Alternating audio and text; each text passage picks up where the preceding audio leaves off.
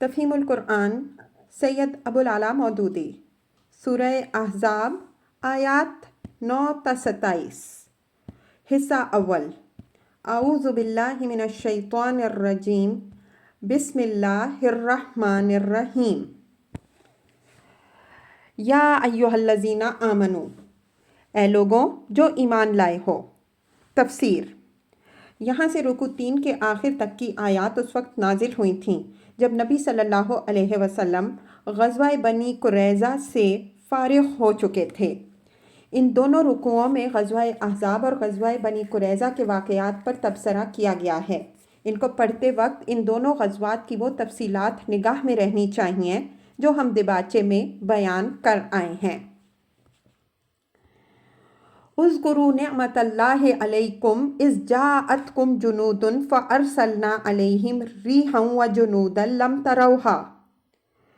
یاد کرو اللہ کے احسان کو جو ابھی ابھی اس نے تم پر کیا ہے۔ جب لشکر تم پر چڑھ آئے تو ہم نے ان پر ایک سخت آندھی بھیج دی اور ایسی فوجیں روانہ کی جو تم کو نظر نہ آتی تھیں۔ تفسیر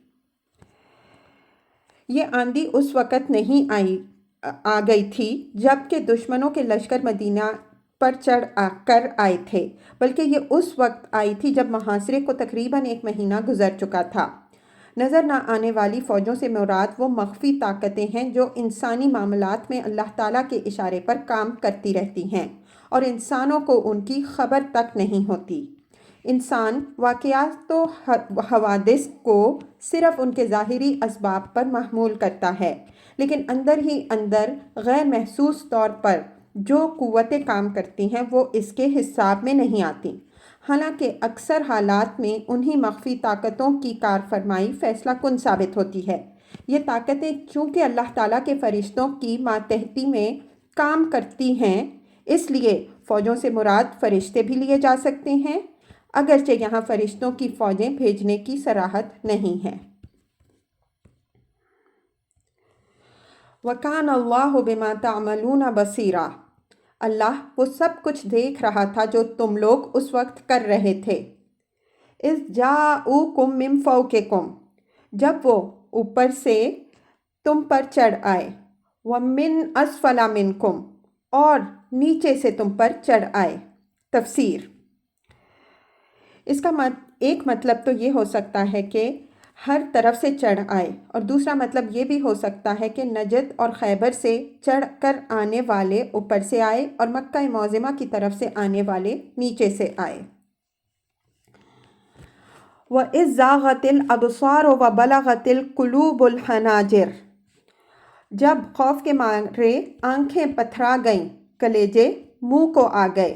وَتَظُنُّونَ بِاللَّهِ الظُّنُونَ، اور تم لوگ اللہ کے بارے میں طرح طرح کے گمان کرنے لگے۔ هُنَالِكَ ابْتُلِيَ الْمُؤْمِنُونَ، اس وقت ایمان لانے والے خوب آزمائے گئے۔ وَزُلْزِلُوا زِلْزَالًا شَدِيدًا، اور بری طرح ہلا مارے گئے۔ تفسیر ایمان لانے والوں سے مراد یہاں وہ لوگ ہیں جنہوں نے محمد صلی اللہ علیہ وسلم کو اللہ کا رسول مان کر اپنے آپ کو حضور صلی اللہ علیہ وسلم کے پیرووں میں شامل کیا تھا، جن میں سچے اہل ایمان بھی شامل تھے اور منافقین بھی۔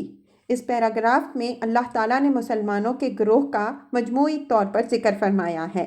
اس کے بعد کے 3 پیراگرافوں میں منافقین کی روش پر تبصرہ کیا گیا ہے، پھر آخر کے 2 پیراگراف حضور صلی اللہ علیہ وسلم اور مومنین صادقین کے بارے میں ہیں۔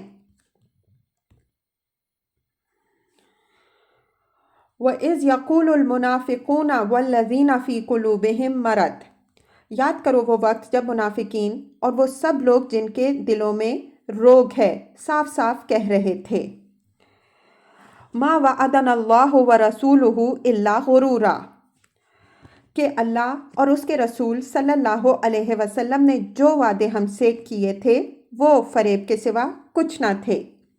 تفسیر یعنی اس امر کے وعدے کے اہل ایمان کو اللہ کی تائید و نصرت حاصل ہوگی اور آخر کار غلبہ انہی کو بخشا جائے گا۔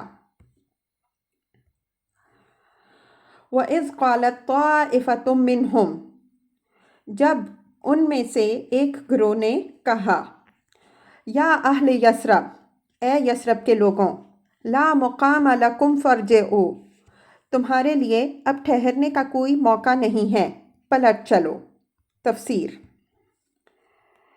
اس فقرے کے دو مطلب ہیں۔ ظاہری مطلب یہ ہے کہ خندق کے سامنے کفار کے مقابلے پر ٹھہرنے کا کوئی موقع نہیں ہے، شہر کی طرف پلٹ چلو، اور باطنی مطلب یہ ہے کہ اسلام پر ٹھہرنے کا کوئی موقع نہیں ہے، اب اپنے آبائی مذہب کی طرف پلٹ جانا چاہیے تاکہ سارے عرب کی دشمنی مول لے کر ہم نے جس خطرے میں اپنے آپ کو ڈال دیا ہے اس سے بچ جائیں۔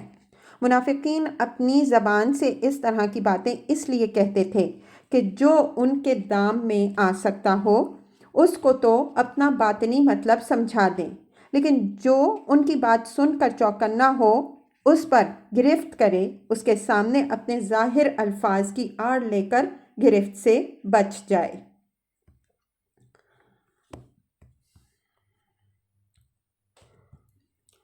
وَيَسْتَأْذِنُ فَرِيقٌ مِّنْهُمُ النَّبِيَّ يَقُولُونَ إِنَّ بُيُوتَنَا عَوْرَةٌ، جب ان کا ایک فریق یہ کہہ کر نبی صلی اللہ علیہ وسلم سے رخصت طلب کر رہا تھا کہ ہمارے گھر خطرے میں ہیں۔ تفسیر۔ یعنی جب بنو قریظہ بھی حملہ آوروں کے ساتھ مل گئے تو ان منافقین کو رسول اللہ صلی اللہ علیہ وسلم کے لشکر سے بھاگنے کے لیے ایک اچھا بہانہ ہاتھ آ گیا، اور انہوں نے یہ کہہ کر رخصت طلب کرنی شروع کر دی کہ اب تو ہمارے گھر ہی خطرے میں پڑ گئے ہیں، لہٰذا ہمیں جا کر اپنے بال بچوں کی حفاظت کرنے کا موقع دیا جائے۔ حالانکہ اس وقت سارے اہل مدینہ کی حفاظت کے ذمہ دار رسول اللہ صلی اللہ علیہ وسلم تھے۔ بنی قریظہ کی بدعہدی سے جو خطرہ بھی پیدا ہوا تھا اس سے شہر اور اس کے باشندوں کو بچانے کی تدبیر کرنا حضور صلی اللہ علیہ وسلم کا کام تھا، نہ کہ فوج کے ایک ایک فرد کا۔ وَمَا هِيَ بِعَوْرَةٍ، حالانکہ وہ خطرے میں نہ تھے۔ تفسیر۔ یعنی اس خطرے سے بچاؤ کا انتظام تو نبی صلی اللہ علیہ وسلم کر چکے تھے، یہ انتظام بھی دفاع کی اس مجموعی اسکیم ہی کا ایک حصہ تھا جس پر سالار لشکر کی حیثیت سے حضور صلی اللہ علیہ وسلم عمل فرما رہے تھے، اس لیے کوئی فوری خطرہ اس وقت درپیش نہ تھا جس کی بنا پر ان کا یہ عذر کسی درجے میں بھی معقول ہوتا۔ اِن یریدون الا فرارا، دراصل وہ محاذ جنگ سے بھاگنا چاہتے تھے۔